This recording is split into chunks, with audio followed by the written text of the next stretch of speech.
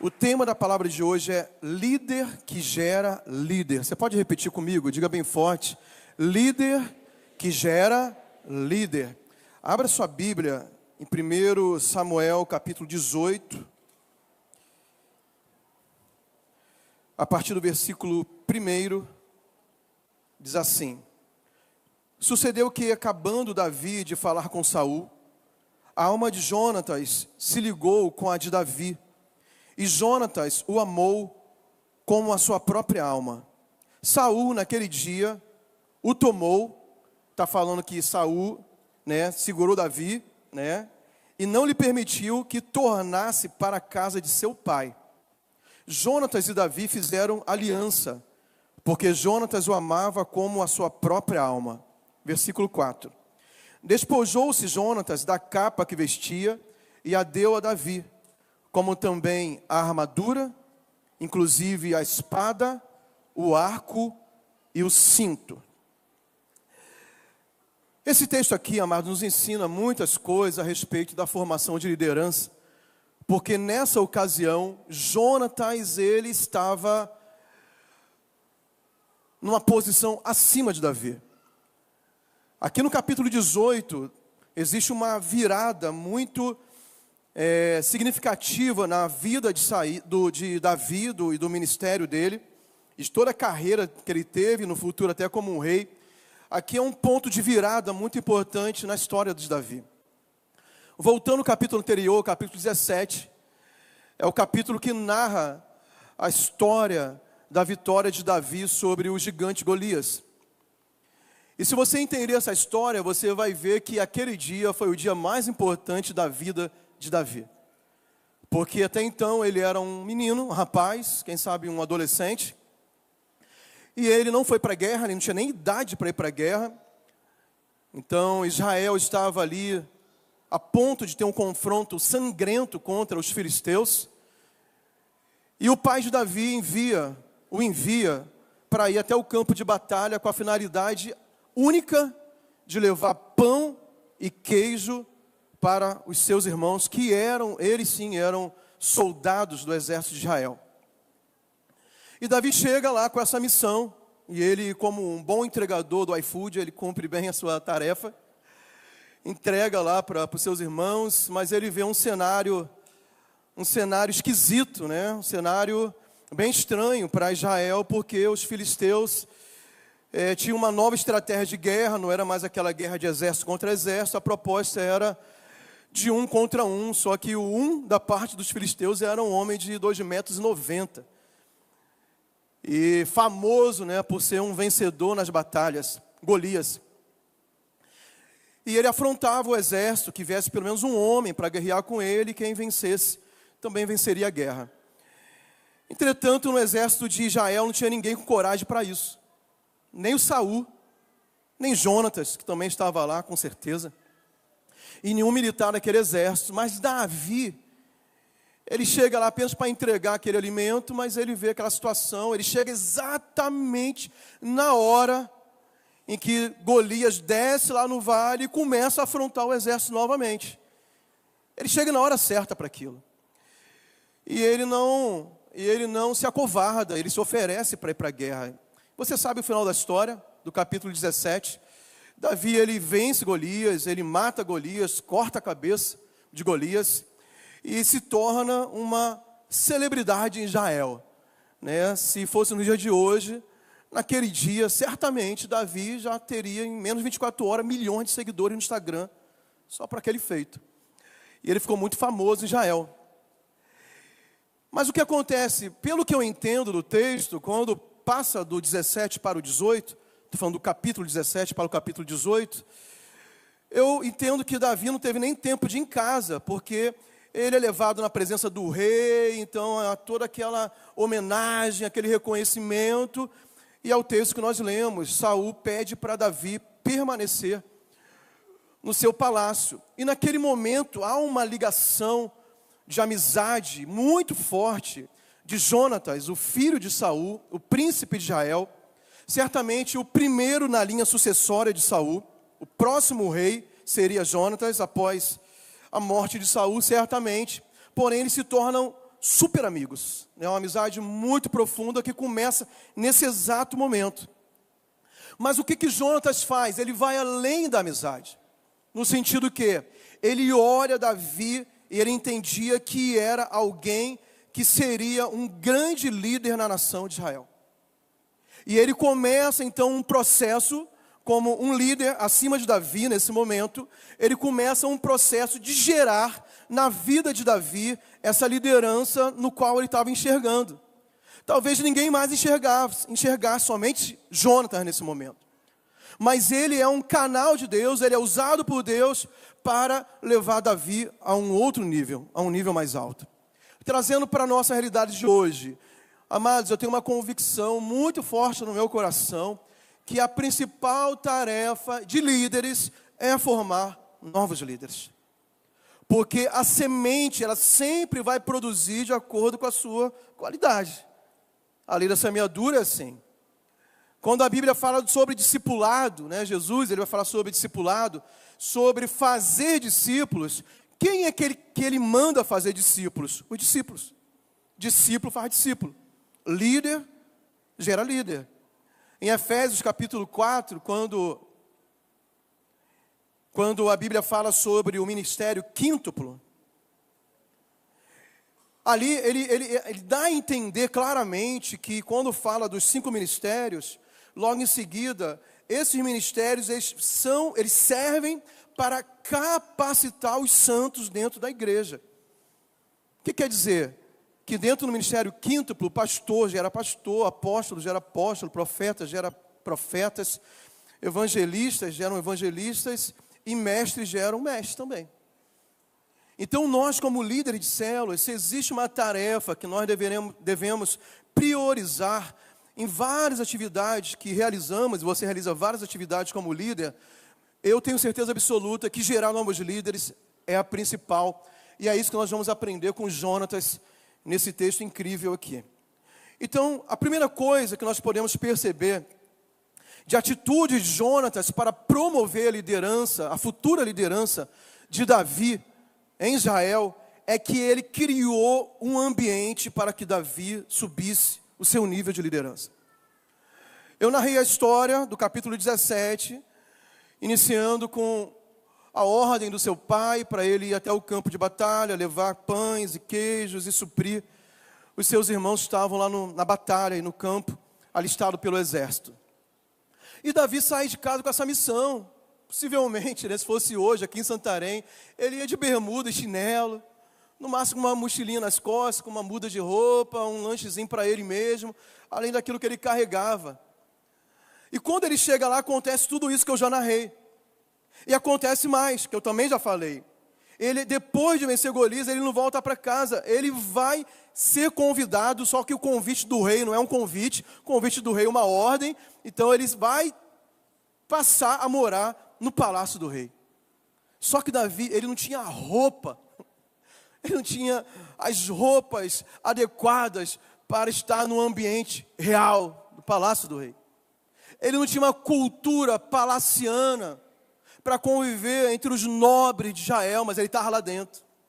Ele não tinha etiqueta suficiente para usar os talheres exatamente da forma que os nobres usam, né? E todo aquele glamour do palácio. Ele era um menino que cuidava de ovelha, esquecido pela sua própria família.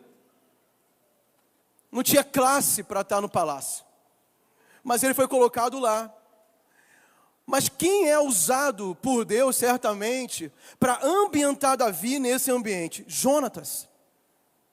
E eu quero desafiar que nós nos levantemos como os Jonatas desse tempo, de enxergar pessoas que talvez não tenha, nesse exato momento, o perfil correto para ser um líder. Talvez ele não tenha os trejeitos, nem as capacidades, nem as habilidades desenvolvidas ainda para ser um líder de célula, ou um discipulador, ou um pastor no futuro, ou quem sabe o pastor principal de uma grande igreja, da nossa denominação ou de outra. Mas essa pessoa está do nosso lado. E nós, às vezes, por não termos a percepção correta, nem ao menos criamos um ambiente confortável para ele se achegar em algo, nesse ambiente de liderança, que vai promover as capacidades dele. Quem está entendendo, diga amém. Mas Jonatas faz isso. Davi até então era completamente inadequado para estar lá. Mas Jonatas facilita a vida dele, não somente, depois nós vamos ver, concedendo a ele alguns objetos pessoais, inclusive, todos eles têm um significado, mas através da sua amizade e da sua mão estendida, fala assim, cara, eu vou te ajudar a você agora habitar nesse lugar. Porque esse lugar, daqui a pouco, na visão de Jonatas já era isso, eu vou mostrar para vocês na Bíblia. A visão de Jonatas talvez era o único que conseguia enxergar que aquele lugar, no futuro, Davi que ocuparia inclusive o trono daquele lugar. Então, uma das coisas, como líderes que somos, nós precisamos facilitar a vida de pessoas que estão ao nosso lado, que Deus quer levantar como líderes daqui a um mês, daqui a um ano, daqui a 5 anos, mas essas pessoas já estão ao seu lado. Já são os Davis que estão nos cercando, cheio de potencial, cheio de sonhos, cheio de promessas de Deus, inclusive. Porque se a gente lembrar, Davi já tinha sido ungido pelo profeta e estava esperando chegar a sua vez. Então nós, como líderes, na função que você tem hoje, se você é um discipulador, comece a ter uma visão diferente a respeito dos seus discípulos. Se você é um líder de célula, comece a ter uma visão muito especial a respeito dos membros da sua célula. Se você está num patamar mais alto de liderança, supervisão, pastor, nós temos que ter esse cuidado muito especial de preparar o ambiente para essa turma que está chegando. Quantos concordam? Digam amém. O segundo aprendizado que nós podemos ter aqui a respeito de Jonatas e Davi, Jonatas como líder que está gerando um novo líder, é o discernimento espiritual para descobrir o potencial das pessoas, o chamado das pessoas. E no versículo 17 do capítulo 23 de 1 Samuel, nos mostra que, como eu disse, Jonatas já tinha uma visão, uma revelação, certamente. Eu não sei se ele tinha consciência disso, mas certamente Deus já tinha dado, um discernimento para enxergar qual seria o futuro de Davi. A gente tem que lembrar que essa história de Davi ter sido ungido pelo profeta Samuel, essa história não poderia ter sido propagada publicamente, não, porque colocaria toda a família de Davi em risco. Imagina um rei atual sabendo que o profeta ungiu outra pessoa que não era da linhagem. Isso era um crime. O profeta ia morrer e a família toda ia ser passada na espada. Então, mas Jonatas, ele teve um discernimento, eu consigo entender que é um discernimento espiritual, para olhar para Davi muito além do que qualquer outra pessoa enxergava ele. Porque até então, Davi chega no palácio com alguns méritos, com alguma fama. Mas qual era a fama dele? Primeiro, ele era um ótimo músico. Ele já estava frequentando de vez em quando o palácio para tocar sua harpa e libertar Saul da tormenta espiritual que ele sofria. Ele chega no palácio como aquele que matou Golias. Então ele chega por 2 caminhos. Primeiro, porque ele era um ótimo músico. E segundo, porque ele era um cara muito valente. E corajoso e bom na guerra, bom de briga. Então, a visão natural que qualquer um poderia ter dele, assim, vamos transformar Davi no maestro oficial do reinado de Israel. Ele vai ser o maestro, ele vai criar uma orquestra sinfônica linda aqui, porque ele é um ótimo músico. Porque ele era um ótimo músico de verdade. Ou então não, Davi vai ser um oficial de elite do exército de Israel, porque olha a capacidade que ele teve na guerra, como ele derrubou Golias e matou Golias. Então, eram as credenciais que ele tinha. Porém, Jonatas tem uma outra visão a respeito de Davi, que está nesse texto que eu citei, 1 Samuel 23, 17. E é Jonatas dizendo para Davi, olha, não temas, porque a mão de Saul, meu pai, não te achará, e tu reinarás sobre Israel. Então, eu entendo, amados, que nós, como líderes na casa de Deus, precisamos buscar do Senhor discernimentos, revelações sobre a vida das pessoas que Ele tem colocado para liderarmos. Nós precisamos pedir a Deus uma visão ampla e aberta, sabe, para enxergar potencial que talvez a pessoa mesmo nunca viu nela. Nem seus pais viram, nem seus amigos de escola enxergaram, nem ninguém em outro lugar viu, mas nós, como líderes espirituais, nós, sabe, pedimos a Deus para discernir, para revelar o coração e as riquezas que Deus tem colocado dentro das pessoas, porque dentro da nossa célula, do nosso grupo de supervisão, do nosso grupo de discípulos, tem Davis ali que não foram revelados ainda. Tem grandes homens e mulheres de Deus que precisam desse investimento de outro líder já formado e preparado e posicionado para que eles possam subir no projeto de Deus e alcançar o máximo do seu potencial no plano que Deus tem para eles. Nós precisamos ser Jonatas na vida de muitos Davis que estão espalhados ao nosso redor. Você concorda comigo? Diga glória a Deus. Dá um aplauso bem forte a Ele.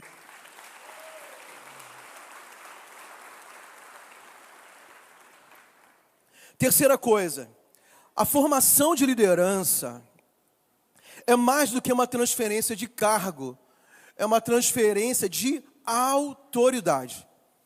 Então nós vamos ver a partir de agora os itens pessoais que nós lemos no texto, que Jonatas cedeu para Davi. E o primeiro que o texto relata é que ele deu a sua capa, o seu manto. Mas que capa era essa? Não era uma capa comum. Não era uma capa que compra ali na loja, no comércio, no centro da cidade. Não. Era a capa do príncipe de Israel. Era a capa da família real. E o que significa isso? A capa significa autoridade. Somente os filhos lá, os que eram integrados, né, claro, biologicamente, da hierarquia da família real, da hereditariedade da família real, tinham algumas coisas que distinguiam eles dos demais cidadãos de Israel. A família real tinha vários itens, tinha o anel, tinha a capa, tinha coroas, tinha o trono, tinha a carruagem. E a capa era a capa de um príncipe de Israel, o primeiro na linha de sucessão do seu pai Saul, o rei atual. Mas que quando Jonatas entende quem é aquele rapaz, a primeira coisa que ele dá é a sua capa da autoridade. O que nós aprendemos com isso na prática, então? Que quando nós estamos investindo em pessoas, e essas pessoas, esses discípulos, ou membros, ou irmãos que estão convivendo com a gente dentro do contexto da igreja, estamos formando eles como líderes, muito à frente de uma posição, ou junto com a posição, nós precisamos delegar-lhes a autoridade. O que é isso, então? Autoridade, o que significa autoridade? Autoridade é uma autorização para fazer algo. Nós precisamos dar e respaldar a pessoa, além do cargo, agora é um supervisor de setor, mas aí, o que ele faz com isso? Qual autoridade, quais autorizações ele tem nesse cargo de supervisor de setor? O que ele vai fazer, o que ele vai se responsabilizar, o que ele vai ter de poder, né, de autorizações, e tem um início, mas tem um limite também. Mas tem que dar essa autoridade. Por quê? O que acontece na prática? Muitos de nós, como líderes acima, e líderes que estão levantando outros líderes, às vezes nós damos até a função e o cargo, mas não damos autorizações. Porque nós queremos fazer. Nós queremos ocupar aquele lugar, além do nosso lugar, nós ocupamos o outro lugar. Às vezes porque não confia, outras vezes porque não tem paciência de esperar esse processo de aprendizado e de maturidade. Mas isso requer o quê? O que vai acontecer? As pessoas vão errar no caminho. As pessoas precisam até de autorização nossa para errar. Porque às vezes a gente até dá, mas no primeiro erro a gente tira. Eu não estou dizendo coisas escandalosas, entenda. Tem situações que precisam realmente dar um tempo, dar um passinho para trás, trata, depois volta. Eu estou falando de coisas práticas, do dia a dia mesmo. Às vezes a forma de lidar com as pessoas, de resolver conflitos, de executar tarefas práticas da liderança de célula, já que é o nosso assunto aqui. de cumprir prazos. E algumas pessoas, nós, líderes, que às vezes somos tão centralizadores, nós não damos autoridade porque pensamos assim, é melhor eu fazer, porque eu fazendo, eu sei que dá certo. Eu fazendo, eu sei que eu tenho mais capacidade e habilidade. Realmente, é muito natural que o líder mais treinado tenha mais capacidade. E vai executar aquela tarefa melhor. Mas ele não quer se arriscar com o outro, e dando oportunidade até dele cometer erros que fazem parte do processo, com esse perfeccionismo. Mas é um perfeccionismo que limita a caminhada e o crescimento e o avanço de pessoas que depois nós vamos precisar delas. E quando a gente precisa, ela não vai estar pronta. Por quê? Porque eu nunca dei autoridade para ela. Então, nesse processo de formação de líderes, nós temos que ir soltando a corda. Mas não é corda para a pessoa se enforcar, é corda para ela ter mais liberdade para trabalhar. Quando você vê que ela vai se enrolar com a corda, você vai lá e liberta ela. Ajuda. Mas você dá liberdade. É você deixar ela avançar, é você deixar ela experimentar a liderança. Por quê? Porque somente assim líderes são desenvolvidos. Então, Jonatas, ele deu a capa de autoridade para Davi. Outros itens que ele também concedeu a Davi, logo em seguida, foi a sua armadura. Diga armadura. O que significa armadura? Proteção. O equipamento de guerra, de proteção, naquela época, usava-se armaduras. E Jonatas dá a sua própria armadura para Davi, aquele que ele estava investindo para levantar como um grande líder em Israel. Nós, como líderes também espirituais, precisamos ter o entendimento de garantir que os nossos discípulos e liderados que estão se levantando, eles sempre vão precisar de proteção espiritual. Nós temos que garantir que eles estarão revestidos com toda a armadura de Deus, como está escrito lá em Efésios capítulo 6, a partir do versículo 10. O apóstolo Paulo explica sobre a armadura de Deus. E a gente não pode somente, ter aquele bom objetivo, que é muito bom, de você formar líderes, levantar líderes, enviar líderes, e você depois descansa e deixa ele na guerra sozinho, mas sem nenhum equipamento, sem nenhum preparo, sem nenhuma defesa. Pastor, como se faz isso? É claro, através da intercessão. A gente não pode apenas celebrar a vitória da multiplicação, ou a vitória, da célula, do crescimento, do envio, e deixar a pessoa, sem nenhuma cobertura espiritual. Nós temos que nos responsabilizar. É interessante que na nossa visão existem alguns bônus muito legais do crescimento. Você vai multiplicando, você vai crescendo posicionalmente, você vai sendo admirado, você vai alcançando lugares maiores. E isso é muito bom, isso é mérito, isso é bênção de Deus. Se Deus está te abençoando, vai em frente. Mas também não tem só o bônus, tem o ônus. O nosso trabalho aumenta, a nossa responsabilidade aumenta. Porque eu tenho que garantir, assim como o Jonas garantiu, que esse meu discípulo, esse liderado que eu estou levantando como um grande líder, ele vai estar protegido com armadura. Agora eu falei que nós temos que manter uma oração, uma intercessão constante sobre eles, mas também ensiná-los a usar armadura. Ele não pode ser dependente da oração, do seu trabalho espiritual o tempo todo. Ele tem que saber se proteger. Ele tem que saber se equipar. E isso também é papel do líder. É interessante que Jonatas aqui, ele dá armadura para Davi. Só que no dia anterior, Davi tinha rejeitado a armadura de Saul. Quem está lembrado? Estão lembrados disso? Quem conhece a história lá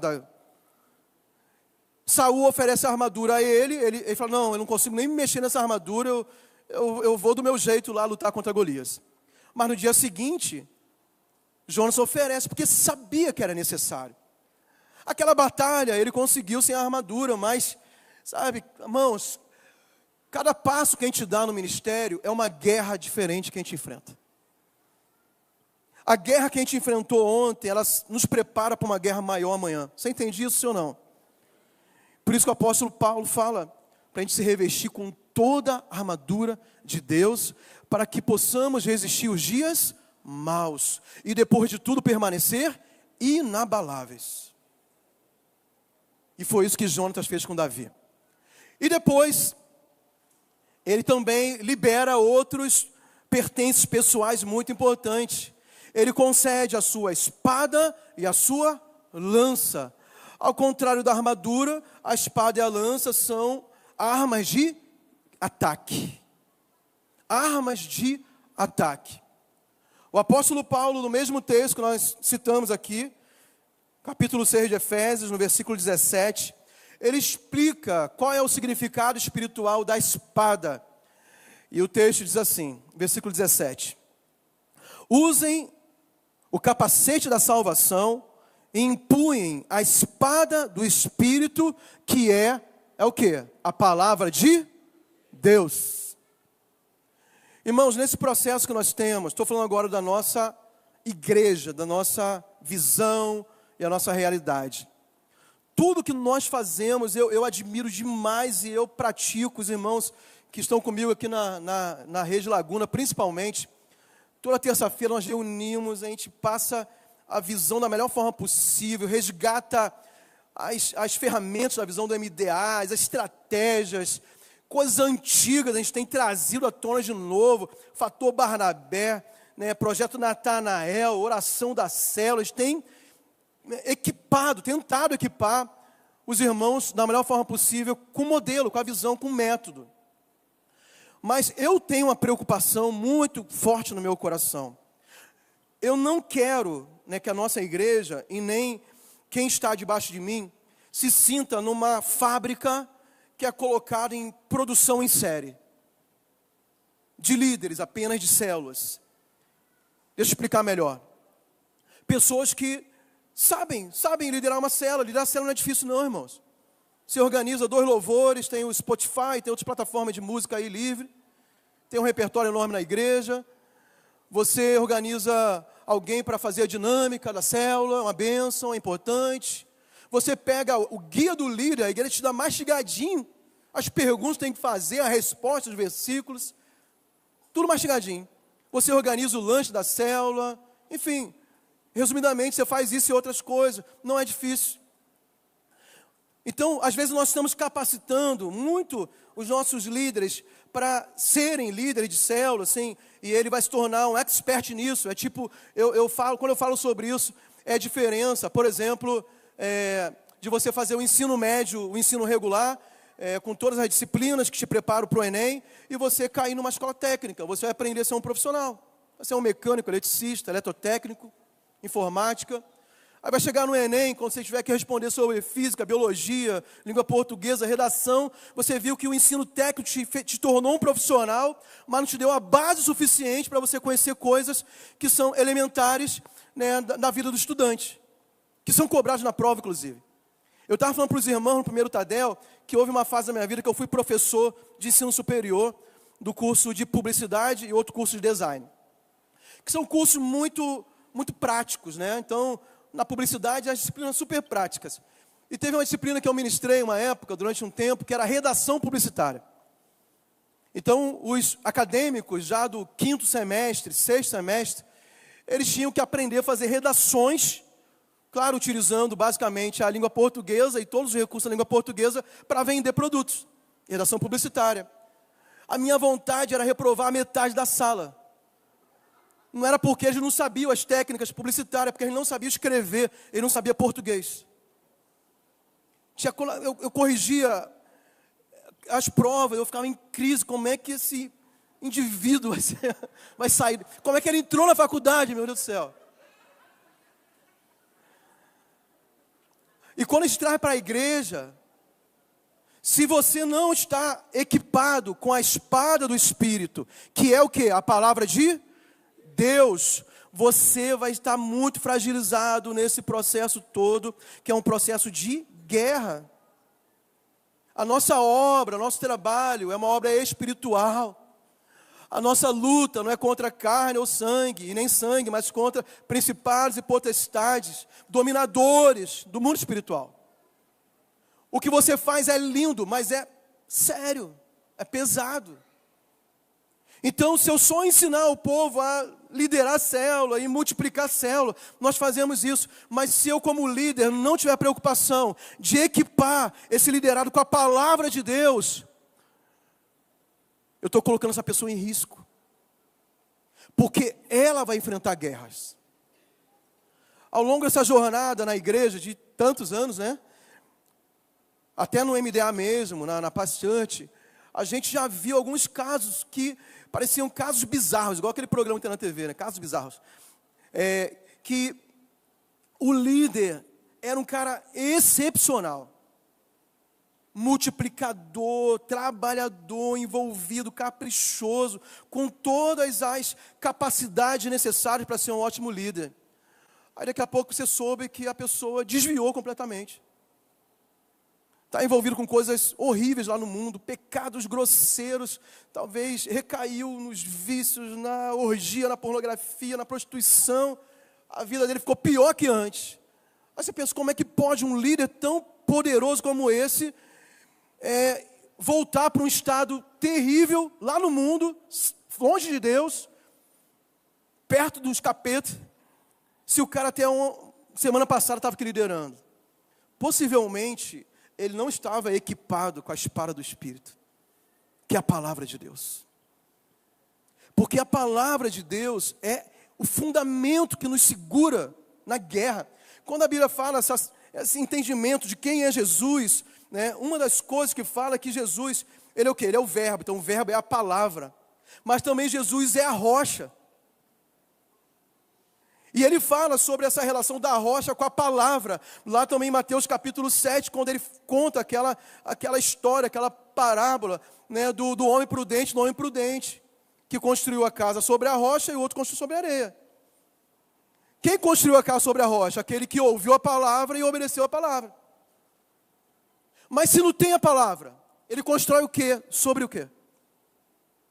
Então eu preciso, como Jonatas da minha geração, e você como Jonatas da sua geração, nós precisamos nos responsabilizar em primeiro lugar, mesmo com todo o nosso método, mesmo com todo nosso modelo, nossas ferramentas de trabalho que são tão lindas e eficazes, mas nada mais importante do que entregar a espada na mão desse guerreiro. Porque senão ele vai ficar pelo caminho. Eu estou falando de um processo de formação de líderes. Quantos estão entendendo? Digo amém. E por último, Davi também entregou o seu cinto. E quando nós entendemos os equipamentos militares, né, até hoje, os militares usam cinto. Do Exército, da Marinha, da Aeronáutica, da PM. Quando está num uniforme de combate, eles usam cinto. Mas o objetivo do cinto de combate para militar não é para segurar as calças. É para carregar outros recursos. Os cintos militares de combate têm local para você colocar, por exemplo, um cantil. Colocar, talvez, alguns levam uma marmita aqui atrás, se ele ficar muito tempo fora. Vai colocar a lanterna, vai colocar um terçado, vai colocar a pistola, além de estar... Ele vai carregar um fuzil, vai estar com a pistola no coldre, o coldre pendurando o cinto. Ele vai equipar o cinto dele com tudo que é necessário para aquela jornada. E quando Jonatas, ele concede o seu cinto para Davi, assim, o entendimento espiritual que nós temos é o seguinte: ele estava dando os recursos, além de tudo que ele já tinha concedido, não é? A capa, a armadura, a espada e a lança. Agora, outros acessórios também. Existem acessórios importantes para a formação do líder. Coisas que parecem até insignificantes, mas não são. Por exemplo, pontualidade é importante no líder, sim ou não? Claro que é. Talvez é um acessório pequenininho no cinto, mas você tem que dar. Senão ele vai ser desqualificado. Comprometimento com a visão, com a liderança, tantas outras coisas. A sua vida devocional, aquelas coisas que ninguém está vendo no dia a dia, se ele tem realmente uma disciplina espiritual, se ele está na jornada de leitura bíblica da igreja. ou se ele tem uma outra forma de ler a palavra, de meditar, de orar, de buscar a Deus, de congregar fielmente, de ser exemplo, de sentar, assim, não vou falar sentar na frente porque os irmãos estão sentados atrás porque não tem mais lugar, né? Mas de ser o primeiro a chegar, de estar com o coração realmente envolvido no chamado dele. São coisas que parecem pequenas, mas não são pequenas. Por exemplo, se no cinto que foi dado, carregou ali um instrumento pequeno, levinho, pesa gramas, por exemplo, uma bússola. Uma bússola hoje é de acrílico, a maioria delas, e pesa alguns gramas. Mas se perde no meio da floresta amazônica, sem a bússola, você vê se não está enrolado para sair de lá. Mas se ele tem a bússola, se o cinto dele veio para ele ter direção, para ele ter uma saída, o líder dele equipou ele, ó, quando você se perder, tem um caminho ali, cara. Segue ali para o norte, segue para o leste, dá o azimute para ele, ele vai achar o caminho. Nós precisamos equipar nossos liderados. E amados, como eu vou voltar ao início, né? Essa questão de formação de líderes precisa ser nossa prioridade. Nós temos uma obra imensa para realizar em Santarém, nos arredores de Santarém, no Brasil e fora do Brasil. E nós já estamos aqui, nós já estamos trabalhando, os nossos pastores e discipuladores estão investindo em nós. Mas será que a gente está com foco para reproduzir isso em outros homens e mulheres de Deus, que Deus tem colocado ao nosso redor? Então, quero deixar esse desafio para vocês nessa noite, em nome de Jesus. Vamos ficar de pé.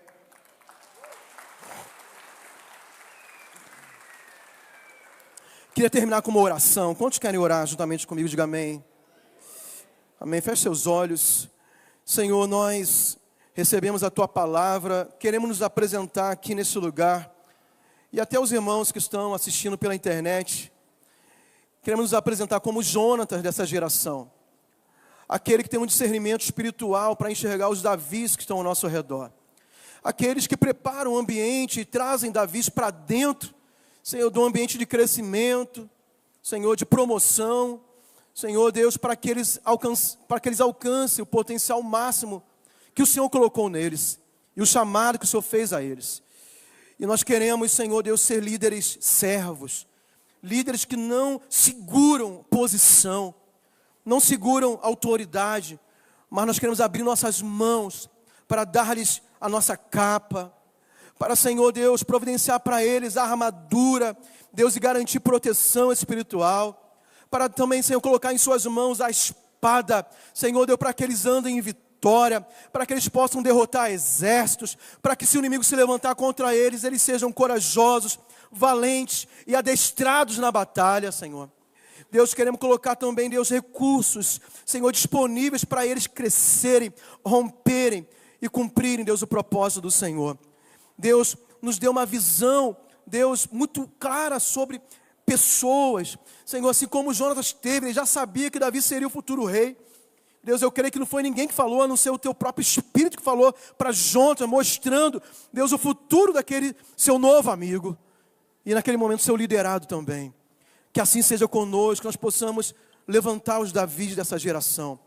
Nós possamos criar uma plataforma para eles crescerem, se projetarem, Senhor, e avançarem. Tudo isso para a honra e a glória do Teu nome. Nós te agradecemos em o nome de Jesus. Vamos terminar com um aplauso a Jesus. Deus te abençoe. Fique na paz do Senhor.